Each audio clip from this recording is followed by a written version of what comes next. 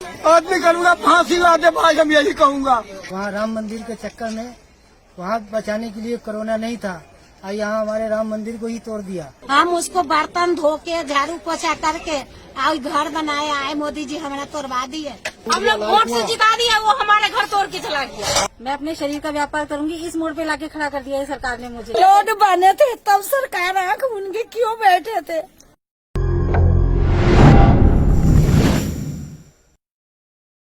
यह जो टूटे हुए घर आपको दिखाई दे रहे हैं, बिखरी हुई ईंटें दिखाई दे रही हैं, यह फरीदाबाद की हैं। हरियाणा का फरीदाबाद जिला औद्योगिक नगरी कहा जाता है। वहां भाजपा की सरकार है जिसे खट्टर कहा जाता है। यह गरीबों की सरकार है, मजलूमों की सरकार है, किसानों और जो हाशिए पर पड़े हुए समाज के लोग हैं उनकी सरकार है। प्रधानमंत्री मोदी गरीबों के लिए ही जीते हैं और गरीबों के लिए ही मरते हैं, यहां तक कि सांस वह गरीबों के लिए ही लेते हैं।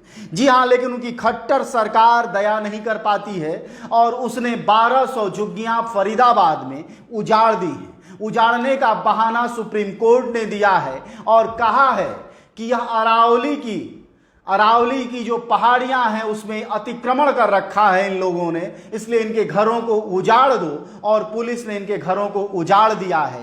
मानो हमारे देश में अतिक्रमण का काम केवल गरीब ही करते हैं। हमारे देश में आपने कभी सुना होगा कि कोयलरी के इलाकों में, खदानों में अवैध कब्जा कर लिया गया है और उस पूरे इलाके में गरीबों को उजाड़ दिया गया। किसानों की जमीनों पर अवैध कब्जा किया गया, अतिक्रमण करके किसानों को उजाड़ दिया गया। इंडस्ट्रीज के इलाके में यही किया गया। सवाल यह है कि जब इन गरीबों को इनके घरों से, इनकी जमीनों से, इनकी मिट्टी से उजाड़ा गया, उसका अपराधी कौन था? यह गरीब बिहार से, पूर्वी उत्तर प्रदेश, राजस्थान, महाराष्ट्र से, देश के अलग अलग हिस्सों से आकर इस अरावली पहाड़ी में जो बसे हुए हैं, उनकी मजबूरी क्या है?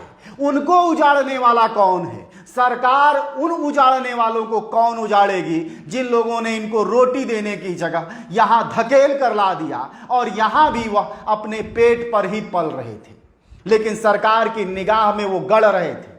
हमारे देश में गरीबों की जमीनों पर अवैध कब्जा करके अस्पताल बन जाते हैं, प्राइवेट स्कूल बना लिए जाते हैं कौड़ियों के दाम पर लिए हुए जमीन पर। क्या वो अवैध कब्जे नहीं हैं? अगर उन पर कार्रवाई नहीं हो पाती तो इन गरीबों पर जो सिर्फ पेट पर रोटी के लिए पल रहे हैं और जिससे ये पूरा का पूरा इलाका पलता है, उनके घर उजाड़ने की इतनी तेजी हमारी सरकारों को क्यों होती है? भाषणबाजी में, जुमलेबाजी में हमारी सरकारों का कोई जोर नहीं है, लेकिन ये 1200 झुग्गियां जिसमें 25,000 लोग रहते थे, उनके बच्चे, उनकी बुजुर्ग महिलाएं, उनका पूरा परिवार था, उनको एक झटके में सिर्फ इसलिए उजाड़ दिया गया कि हमारे देश में कानून ये कहता है।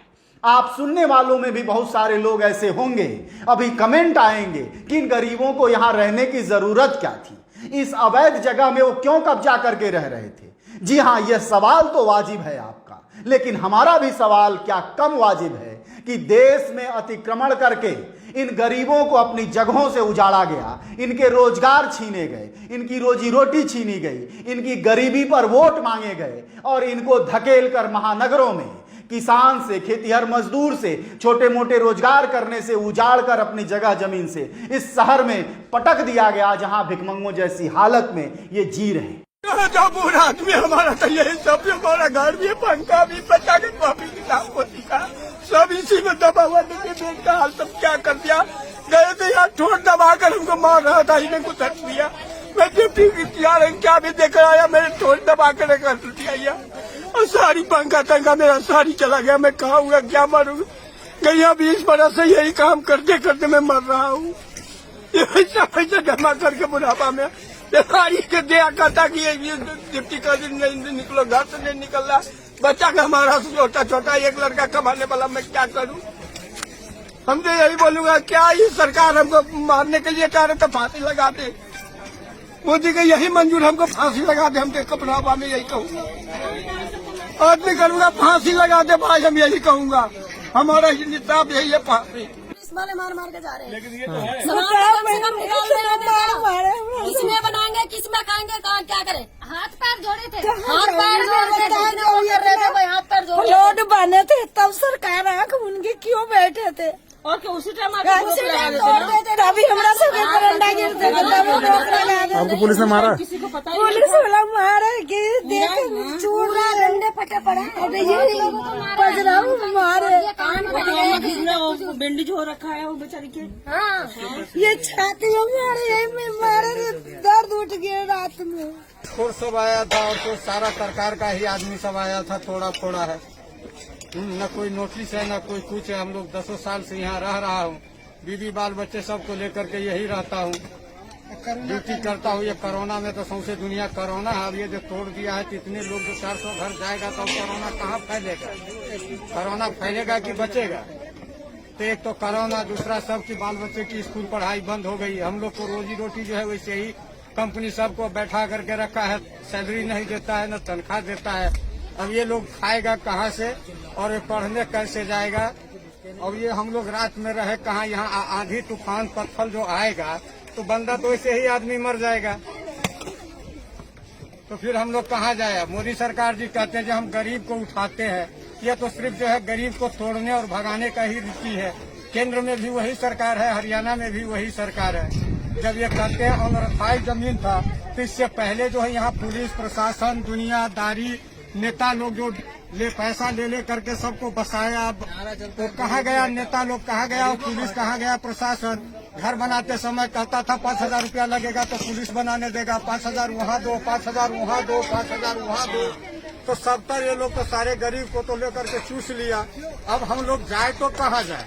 सरकार कहती है कि सारा व्यवस्था मैं करूंगा, मगर सरकार कुछ किया नहीं। वहाँ राम मंदिर के चक्कर में वहाँ बचाने के लिए कोरोना नहीं था, यहाँ हमारे राम मंदिर को ही तोड़ दिया। उस मंदिर में, इस मंदिर में राम कहीं 2 है कि 1 है? और मैंने बोला तो पुलिस वाले ने मुझे डंडे से मारा। ये देखो, यहाँ मारा, यहाँ मारा। तो आप तो संत हैं, आपको क्यों मारा गया? क्या बात हुई आज यहाँ पर? मैं सिर्फ यही बात बोला हूँ कि कोरोना में हम लोग जाएंगे कहाँ? आप कोरोना कोरोना कह रहे हैं, एक तो हमारा रोजगार नहीं है, कोई काम नहीं है, सारे आदमी बैठे हुए हैं यहाँ पर। जो एनजीओ की तरफ से रिलीफ आई थी लोग खा रहे थे, उसके बाद भी सब तोड़ फोड़ के खत्म कर दिए। अब ना मेरे पास यहाँ पर खाने के लिए कुछ भी है, न पीने के लिए कुछ है। अब मैं कहाँ क्या जाऊँ, कैसे रहूँ? सरकार मुझे क्या करेगी? जनता को मार देगी या खत्म कर देगी? इससे अच्छा है कि सबको एक बार भुलवा दो, न पब्लिक रहेगी न आपके साथ कुछ होगा। आप सारे व्यवस्था यहाँ एक बार मशीन गन लेके सारे जनता को भुलवा दो। हम तो यही कहेंगे, गरीब को जीना ही बेकार है। अब जो कुछ करना है मोदी जी करो। अब हमरा सबको तो घर तोड़वा दिए, डंडा से मार खिलवा दिया, सामान भी नहीं निकलने दिए। अब हम कौन उपाय करूँ? 4 गो बेटी है हमारा घर में कोई नहीं थे। जब बेटी के कहते हैं सवाल तो बेटी के पढ़ाओ, बेटी के लिखाओ। किसी को घर नहीं तोड़ने दूंगी, किसी को कुछ नहीं दूंगी। अब यहाँ पर हम क्या खिलाओ और क्या पिलाओ? हम उसको बर्तन धो के झाड़ू पोछा करके और घर बनाया है, मोदी जी हमारा तोड़वा दिए। मैं कारपेंटर का काम करता हूँ। सरकार से तो नौकरी मांगता नहीं हूँ, मैं अपना मजदूरी करता हूँ। मजदूरी करके अपना पेट काट करके मैंने ये घर बनाया। जमीन वो भी पैसा दे करके, फोकट में नहीं बनाया था। और उसके बाद जो है गवर्नमेंट ने इसको तोड़वाया, जबकि बोलता था मैं घर दे रहा हूँ। और घर क्या देगा? मेरा घर को उजाड़ दिया। मैं अब कहाँ जाऊँ, क्या खाऊंगा? ये सरकार ने, बीजेपी सरकार ने मेरा ये घर मकान तोड़ दिया है। मैं पहले ही गरीब थी, अभी कोरोना काल में वैसे ही काम धंधा कुछ नहीं था, और अब बताइए ये मेरा घर मकान तोड़ दिया है तो क्या करेंगे इसको? अब मेरे बच्चे क्या करेंगे?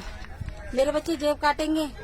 मैं अपना शरीर का व्यापार करूंगी, मैं अपने शरीर का व्यापार करूंगी। इस मोड़ पे लाके खड़ा कर दिया है सरकार ने मुझे। सरकार को हम लोग जिताए ये वोट देके, तो मोदी सरकार हमारे सबको घर रहने के लिए देगा। बोला सबको घर, सबको घर रहेगा, किसी का झुग्गी नहीं टूटेगा।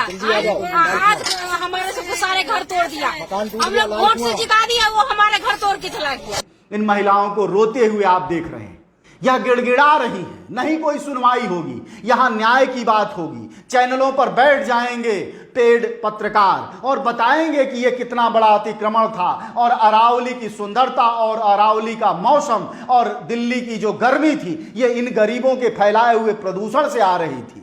मानो कि दक्षिणी दिल्ली के दूसरे हिस्सों में वहां कोई कब्जा नहीं है। अरावली की पहाड़ियों में जिन माफियाओं का कब्जा है उनका क्या हुआ, उनके अतिक्रमण पर कब कार्रवाई होगी? अगर कार्रवाई होनी भी है तो इस देश में किसानों की जमीनों पर तमाम पूंजीपतियों ने अवैध कब्जे किए हैं। तमाम पूंजीपतियों ने एक तरफ से, उसमें छोटे से बड़े सभी शामिल हैं, जिन्होंने थोड़ी जमीन ली और बड़ा कब्जा कर लिया। कहा कि यहां ये फैक्ट्री लगाएंगे, उसकी जगह दूसरी फैक्ट्री लगा ली। क्या इनकी कभी जांच होगी? क्या यहां से यह उजाड़े जाएंगे? क्योंकि ये गरीब जो देहातों से, गांवों से उजड़ कर आए हैं, वो उन्हीं की देन है। वह जगह जमीन से उजड़े हुए लोग हैं। पर्यावरण खराब हो जाती है। कोसी नदी के किनारे का पूरा हिस्सा बाढ़ग्रस्त हो जाता है। राजस्थान में सूखा पड़ जाता है। जो स्थितियां हैं, बुंदेलखंड रहने लायक नहीं रह जाता है। क्या उसके लिए ये गरीब जिम्मेदार हैं? क्या इन्होंने ये मौसम बिगाड़ा है? अतिक्रमण नदियों पर, पहाड़ों पर, जंगलों में, खदानों में क्या इन गरीबों ने किया है? अगर नहीं तो उजाड़ने की बारी में सबसे पहला नंबर इनका क्यों आता है? जरा सुनिए इस गुस्से को। करना क्या है, इनकी ऐसी करनी चाहिए सालों की कि जो पैसे लेके गए हैं ऐसी करा के गए हैं यहाँ पे। क्या आप क्यों नहीं आ रहे? क्या जाए मिलने के लिए उनसे? क्या करें मिलके उनसे? जब साले उन्हें यही नहीं दिख रहा है कि कैसे पड़े हम, रात कैसे काट रहे हैं, सामान हमारा कैसा पड़ा है, देख रहे हो? है खाने के लिए नहीं, पानी जब कुछ है ही नहीं तो कहाँ से करेंगे? अभी ये जो और मकान, ये सरकार हमारी मोदी भी क्या मतलब है कि मकान टूटने नहीं चाहिए, ये नहीं होना चाहिए, वो नहीं होना चाहिए, तो ये क्यों हो रहा है? फिर घंटा बना के देंगे जो रह रहा है पब्लिक उसे वैसा कोरोना है कि मास्क लगाओ, ये लगाओ, फलाना लगाओ। यहाँ साली पब्लिक इतनी देख रहे हो कितनी आबादी है। क्या हमने पथराव करा? पथराव करते तो साले बच जाते हैं। मैंने चलो सरकारी आदमी है, मैंने सरकारी आदमी काम करो अपना। सरकारी आदमी ये काम करते हैं कि एक दीवार ढाल दी, 2 दीवार ढाल दी, गरीब को मतलब बेघर ही कर दो। मैं तो कह रहा हूँ कि मोदी है और मुर्दाबाद साला।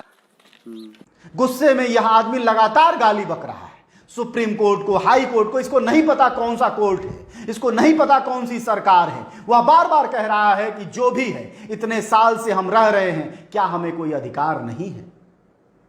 आप विदेशियों को शरण देते हैं, आप पाकिस्तान के हिंदुओं को जगह देने के लिए तैयार हैं, लेकिन ये अपने देश के नागरिकों को आपके रहने के लिए जगह नहीं है।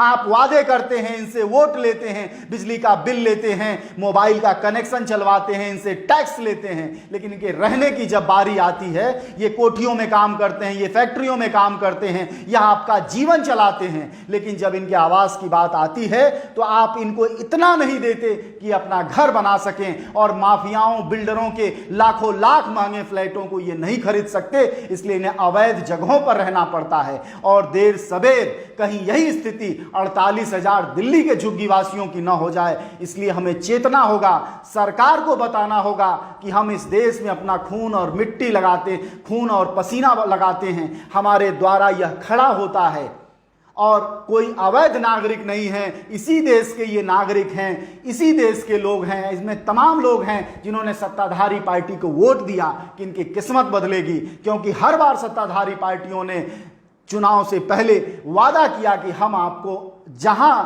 झुग्गी वहीं मकान बना कर देंगे, लेकिन उस वादे का परिणाम यह सामने है, यह आंसू है, यह बिखरे हुए घर हैं, बिना भोजन के पड़े हुए लोग हैं, और ये जो घर बार के साथ लोग थे, सरकार ने अब इन्हें रोड पर ला दिया है और भिखमंगों की देश में नई फौज खड़ी कर दी है।